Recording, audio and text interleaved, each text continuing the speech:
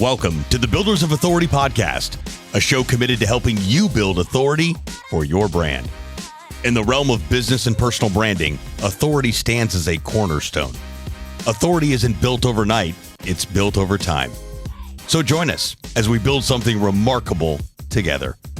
And now, here's your host, Adam McChesney. Welcome back, everyone, to another episode of the Builders of Authority podcast. Moving forward, we're actually going to be only doing in-person podcasts here at Adventure Unknown after doing over 150 episodes. Come to realize that the in-person is definitely the way to do this. The conversations are better, the content is better, and overall makes it easier for me as a host too. So it's a great conversation, but ultimately we've decided to focus just on doing these. So today I'm actually recording 3 episodes here at Adventure Unknown. Today, for the first episode, I'm joined by somebody that I met about 3 years ago now. We originally connected on LinkedIn, ended up grabbing coffee a few different times.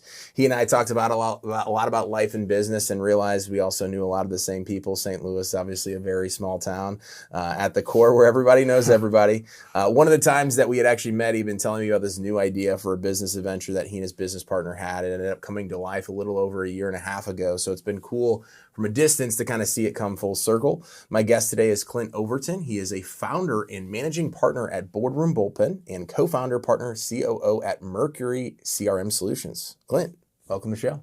Thanks for having me. Excited to be here and really excited about just sharing the story about what we're doing. And it's been fun getting to know you over the last few years as well. And he just shared right before the episode, he saw me with my shirt off on LinkedIn, and he's down 23 pounds now too. So kudos to you. It's power of social media, right? Absolutely. Yeah. Love it. So tell people a little bit kind of about, I know you have a journey of being in the workforce for a long time, then kind of going out on your own when I originally met you. So tell us the Clint story. Yeah, no, I appreciate that. I mean, lots of us have a very similar story. I think there's plenty of people on LinkedIn that have shared these stories as well. But over 20 years as a corporate guy, and learned a lot. I mean, really grateful for the time that I had, the learning that comes from the grind of being in really large organizations. Had the luxury of a lot of great people mentoring me along the way.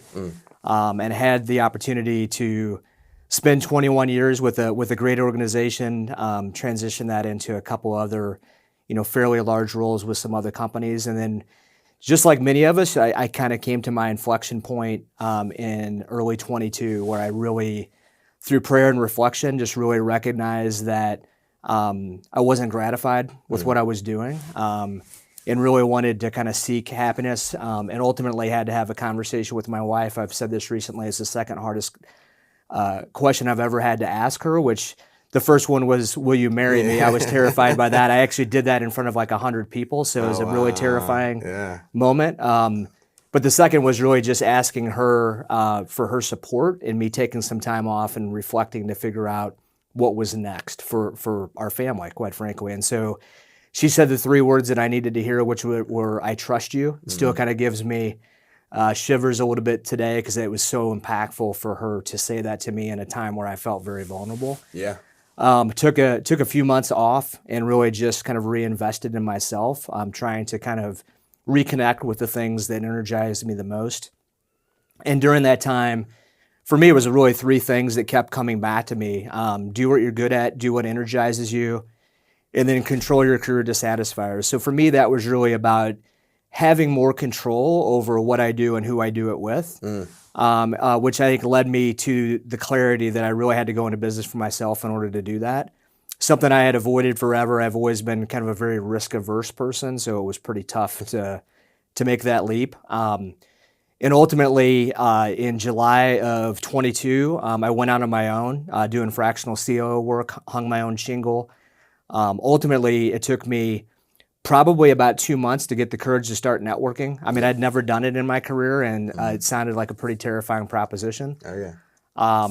And ultimately learned a lot from that experience. Met a lot of great people like yourself that I think what you find when you network is, one, it restores your faith in humanity a little bit. Yeah. Oh, yeah, it does. And secondly, I think that ultimately there's a lot of people out there that really want to be helpful. And had the opportunity to get some clients in kind of that first year or so, learned a lot from those experiences. And then ultimately, those experiences helped provide some clarity for me too, just in terms of other things that I felt like I could give to the marketplace, in particular in places where I felt like there was a void. So that really became, I think, some conversations and ideas I was sharing with you and others along the way, which was, first of all, building the idea out of Boardroom Bullpen. Yeah. And then along with that, kind of a fast follower of that was Mercury CRM. And really trying to provide the types of flexibility and talent acceleration services that companies need when they're growing. Most companies hit an inflection point during growth. Sometimes they hit several of them. And for me, it was just very, very fuzzy on where you go for help and getting good help with really experienced people who could come in and help immediately and add value. And so that was kind of the genesis of the idea. And then we, spent a number of months kind of putting it together and then launched in January of last year. Love it. We'll unpack that for sure here, but one of the questions that I had, and I know you and I talked about it a little bit, but I think this would be super valuable for the audience. If somebody's in a business right now that they don't love, or they're working for somebody else and they're thinking about, taking that leap of faith, right? I know you mentioned a couple things that you kind of figured out during your time off, but like, how impactful was that time off for you instead of just going to like the next thing? No, I appreciate you asking that. And for me in particular, I've always been a problem solver in my life, conservative, family man. And really what I realized is that I had put off the inevitable for a lot of years because I was just going to the next thing to kind of solve the most immediate problem. Getting that answer from my wife was again, I can't even begin to describe how freeing that was, and then ultimately how much clarity came by just getting the time to really spend time reflecting on what matters. And for me, what I did ultimately is I just poured myself into stuff I love to do and that I'd put off forever. So I have some property, did a ton of gardening, coached some freshman and JV football as a volunteer, took some trips with fraternity brothers that I put off for 20 years. Yeah. And ultimately for me, not having all the other distractions gives you the opportunity to really get kind of in touch with yourself. I mean, a lot of this for me was kind of faith-based, getting to the point that I needed to do this. But ultimately, I think clearing all the obstacles and the noise kind of out of the process was, super, super impactful for me. Yeah, I've never had I shouldn't say I've never had the opportunity. I kind of went in almost to my next thing after my exit last year, but I had 6 months where I really couldn't do a whole lot. But I was still kind of, a lot of different things going on. I had a 6-month-old. I had to pay for my office. I had a lot of different things, but I slowed down a lot. And it helped me at the time. I was like, I do not want to start another digital marketing agency. And then I just got flooded with people saying, hey, Adam, we want you to do our stuff. You're really, really good at this. We trust you. We want to come work for you. We want to partner you. And I had to sit in that. I don't necessarily know if it was silence, but just taking a step back and be like, you're telling yourself this, but you actually are getting all these signs that you probably need to go do it again. Right. And had I went and just got a job or started another full-on business with a bunch of employees, I don't know if I would have ever had that clarity. I think that's what ultimately I realized. For sure. And it's hard to describe to people if they've never made enough room for themselves to do it, but it's just it is life-changing if you're able to have enough space to do it. So one of the things you said earlier was you hadn't ever had to network, right? So then you're going in and you're doing that. Obviously, networking in general, even I've been doing it on and off for 10 years, but it's still at certain times you're I don't necessarily know if this is worth it. It's uncomfortable. I don't know a lot of these people. It's time, energy, resources, and money. Talk to us about how networking kind of catapulted the beginning of Clint's brand as an entrepreneur versus somebody being, just in corporate America. Yeah, I mean, I think the thing that you learn along the way. So again, I had to get comfortable in my own skin, not just having the meetings and going and networking. Yeah. But I think also getting clear on how did I want to network? I mean, I think it's just like anything that you do in your life or in business. If you ask 10 people, you're going to get 10 different answers in terms of what you should do and how you should do it. And there's obviously books and all kinds of things you can read. And ultimately for me, it was about I needed to continue just to stay on plane of being myself and not doing what everybody else was doing, but really do what I personally believed in. And so for me, not to say that this can't work for people, but for me, like going into like large networking organizations and spending a lot of time or every week in large rooms, to me, that first of all, that I wasn't enthusiastic about that, and found it intimidating. But more so, the reason why I didn't want to do it that way is I didn't get an opportunity to connect with people. And for me, one of the reasons why I went into business for myself is, you think about talent, time, treasure as being something as you grow a little bit older that you want to give back. And so for me, I knew that if I met people, the only way that I could figure out how I could help them was to get to know them. So I also knew that connecting with somebody, it wasn't going to have to be all about me. And I appreciate just some of the things that you said at the beginning, which I'm assuming is your personal reflection on the conversations we've had in the past. But I'm assuming your experience was I really wanted to get to know Adam, the person, first. And ultimately, that's what made networking a lot easier. I didn't go in with an agenda of here's like the 8 things I've got to get done in this meeting. It was always first and foremost, let me find out who this person is. If it's authentic, they'll want to figure out a little bit about me. And then ultimately, I think you also have to be respectful of the fact that you've only got so much time with people. And I think if you start from a point of servitude of listening to them and hearing how you can help them, and ultimately people want to reciprocate that to you, and then you just have to be able to give them some feedback on how they can help you if they're willing to offer it. Well, I think a lot of people, the traditional networking as how it's sold, right, with whatever the weekly, group is, hey, you're going to show up, you're going to give people business, and then you're going to get business, and everybody's just going to walk away happy. And like 90% of the time, it never works that way. But where so many people go wrong is even in the one-off networking situations, they go and do that, and they assume that it ends there. Right? Like you and I had so many calls even after doing coffee, and we're supporting each other on LinkedIn, catching up and doing all that stuff, texting back and forth. And that's where people miss out. They go to the thing and they think, oh my gosh, I met with Clint. Now all of a sudden my business is going to grow, his business is going to grow, and everything's just going to be cherry on the top. And it's not like that. No, it's not. And I think the other thing that happens in networking, I use the term like finding your people. Is that you do find people that you really connect with and you click with and have shared values and what have you. And then ultimately it becomes easy. Like I felt very comfortable checking in with you. I think you felt comfortable checking in with me. And that's kind of the beautiful thing about building the right kind of network is it's really more about a community as opposed to trading a bunch of business cards. Absolutely.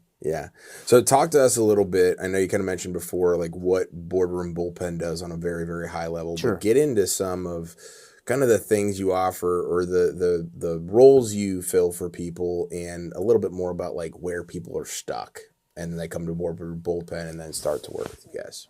Sure. So our focus in our organization, our primary core service is fractional executives. And so started a little bit over a year ago, have been able to curate a roster of 55 fractional executives, kind of across North America. And for us, we wanted to be very explicit in terms of the background and experience that people needed to have, because we really wanted to be able to deliver that really significant value proposition. There's a lot of people out in the service industry today hanging their own shingle, and ultimately a high percentage of those don't actually have the background and experience that founders and CEOs need when their companies are stuck.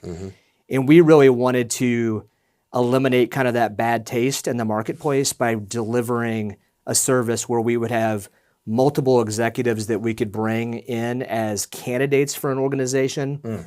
But our starting point, which I think is really important, is we first of all try to make that personal connection with a prospective client, just like from just basically the same authentic approach from a networking perspective. So it's meet them where they're at first. Secondly, it's really trying to understand what business problems they're trying to solve. So letting them put in their own words where they're stuck. Yeah. Most leaders always want to start with this is the person I need, or this is the role that we need, and we never just take the word for it out of the gates. It's really a discovery process to kind of get under the covers and understand what's happening in the organization, where do you need help, and then ultimately we have kind of a consortium of services, those 55 fractional executives spanning COO, CFO, CMO, CRO, CTO, and CHRO. Several deep in all those positions, but we also have a number of other professional services solutions as well. So we're really there to be a problem solver for the client. And then ultimately, because we've invested so much in building an authentic network, there's instances where we can't help, but ultimately we want to get that potential client what they need to be successful, regardless if it impacts us in terms of the bottom line. So we'll also make referrals of other services, make recommendations, which may include things that ultimately we can't deliver. But our objective in the marketplace is trusted advisor first, service provider second. Yeah. I love that. And I love first off, I love the name. Like when you told me that, I was like, that's awesome. Being an athlete, loving baseball, like all that stuff. It just makes sense, right? But I think like what you said is you go to most of these companies, or you go to one-off situations where it's like somebody's doing like fractional CMO work, and then maybe they're doing fractional COO work, and it's like, oh, I have to resonate with Adam, or I have to resonate with Clint, and that's my only option, right? Whereas you're like, no, we got a lineup, right? We got a bullpen. Yeah. And this person may be a better candidate because of their experience or because of their industries that they've worked in that would be a better fit for client A versus B. And so it's not a one-size-fits-all solution. And I think that's what you guys are solving in the marketplace, that most people are like, hey, it's either this or that's all, like one or nothing. Agree. And the thing that we do as well, because to us, we're really kind of serving two groups when we built the organization. So one was the emphasis around how do we help companies who want to be successful by providing them the services that they deserve and need. The other was serving people with gray hair like me who really wanted to go out and do great work, take all their talent, treasure, and time and experiences and help companies that are intentional about growing. And so what we do when we have a client opportunity, if fractional, for example, is a fit, and we've identified the role that we recommend, we actually provide usually at least 3 candidates for the client, because we want the client to have optionality. We've already curated a roster. We also have gone deeper to make sure background experience fit before the introduction. But we also want our folks to feel good about who they're working with, because ultimately this is the reason why they went out and decided to do the work that they're doing in the first place, is they also want to have optionality around who they're choosing to do their work with. 100%. So I know obviously we talked a lot about networking, but how has the Boardroom Bullpen brand grown, and how have you guys started to not just get relationships in with clients, but people starting to be like, hey, you need to go talk to Clint over at Boardroom Bullpen because they're doing X, Y, and Z? Yeah, I mean, it really started that kind of 3 years ago of kind of building an authentic network. And then ultimately, I think that what's resonated with, we spent a lot of time with other service providers who would provide services to our ideal client profile. And so the beauty of that is they have a really good understanding of what we're doing. They're in rooms that we're not in.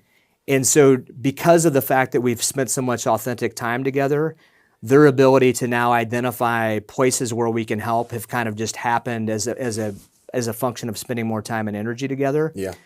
The other thing is I think that what's really resonated with people that we've worked with is our intentionality and our authenticity around how we're going about working with potential clients.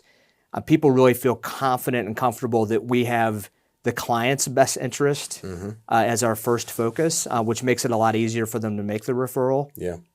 And then secondly, I do think the naming convention of the business Boardroom Bullpen, which you mentioned, I think that it's become very easy for people to remember us. Yeah. Honestly. Yeah. And it's interesting, for us, we've really been intentional the last several months about expanding into Kansas City, and it's been incredible how the good folks of Kansas City have embraced us.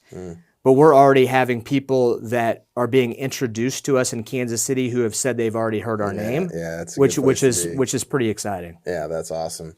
I want to transition a little bit to kind of the focus of the personal brand, right? So I know you've posted a ton on LinkedIn, and you were posting a ton on LinkedIn even before I met you. And then I started to obviously follow more and more of your posts. A lot of people assume, right? I go make a LinkedIn post and I get leads, I get brand, I get all that stuff. And I know you and I have had plenty of conversations about that, right? Of like, it is a grind. It's building a foundation, it's scaling it, it's doing all those things. What has your experience been like just putting in the work? And then was there an aha moment at any point where you're like, hey, I know that this may not pay off right now, but people are starting to notice and I'm starting to get messages, outside of it, or people are like, hey, I'm interested in working with you guys now, but they never liked or commented on any of your stuff? No, that's a great question. And so, maybe I would just start with the reason for me personally why I started posting on LinkedIn may not be exactly what you would expect. Yeah. Mm-hmm. So when I decided to start my business, obviously I wasn't working with clients at that time. Mm-hmm. And so part of it for me was, how do I stay mentally sharp around my value proposition? So putting into like the thought leadership component every day. Like when I first started doing LinkedIn, I was probably doing 3 or 4 posts a day. Mm-hmm. And while I recognized that it was important for me to do that to build my brand, I also was doing it a little bit for myself, if I'm being honest. But because of the fact that I've been so focused on being authentically me, kind of the good, the bad, and the ugly that comes along with that, I really just wanted to write in the same way that I would if I was having a conversation with somebody, because I didn't want, when I started networking or had an opportunity to meet with a prospective client, I didn't want it to feel or look different. Yeah. So really, when you see any of the posts that I have, it really would be very similar to having a cup of coffee with me. And that's kind of the approach that I took. And I think that for me, number one, even if you're putting out some of the stuff that you probably feel like is your best stuff, sometimes that stuff doesn't like yield impressions or what you're expecting. Even when people are saying to you when you're meeting them out in the marketplace, they're like, I've been reading your stuff, it's really good. Yeah. Those same people oftentimes aren't commenting or reposting your content. Yep. Mm-hmm. But ultimately, what it is about, I think, consistently focus on building the brand of who you are. Yeah. And just recognizing that it's like planting seeds in the garden. Yes. Like you got to plant the seeds, you've got to cultivate the ground, you have to continue to water it, and those things will happen over a period of time. But I don't think there is like this kind of magic silver bullet sauce that you can just purchase that automatically generates, 10 leads a day for your company. Yeah. No, and very interesting to hear your perception of it, because I think a lot of people are on the other side where they start posting and they need that immediate, return, right? Like, I go make this post today and I need to see something tangible, or I'll do it for 30 days.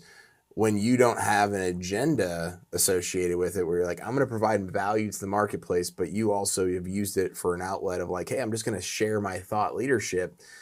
That's the longevity where people are like, he's a subject matter expert. He's doing all these other things. I now know, like, and trust Clint at a different level than anybody else that's posting on this subject.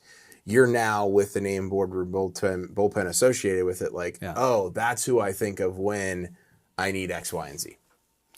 No, absolutely. And I mentioned earlier our focus on kind of serving two parties, that's kind of what the impetus behind building the business was.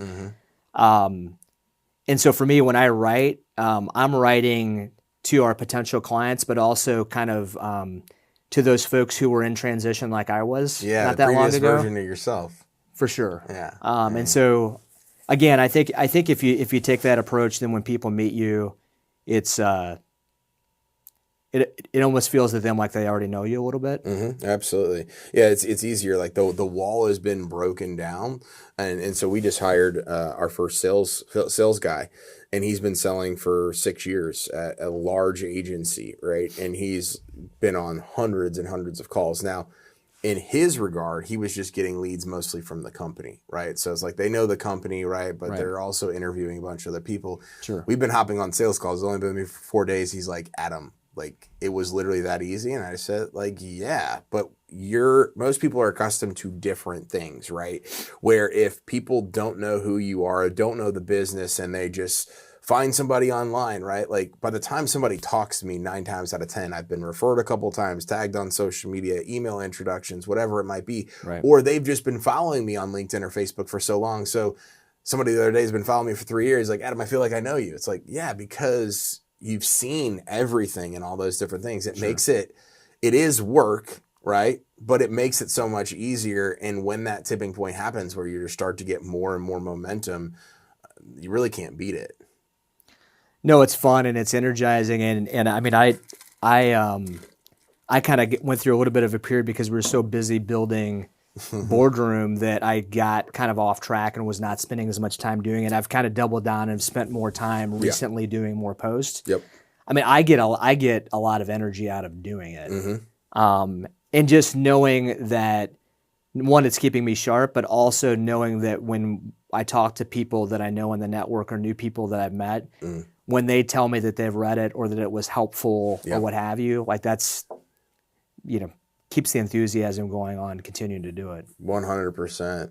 So I know you talked a little bit about Kansas City. What are you most excited about for the future? I mean, I think for us, it's seeing the vision you have of an organization starting to materialize. When you work for a corporation, even when you have like a really large role, you have a limited amount of autonomy. When you have your own business, you have the opportunity to clearly define what the roadmap for the future is. I think ultimately, especially after the time we've had in Kansas City over the last couple of months, we're really excited about not just Kansas City, but what we think we can do kind of in the Midwest. We feel like what we're doing is very unique. Yeah. We think that our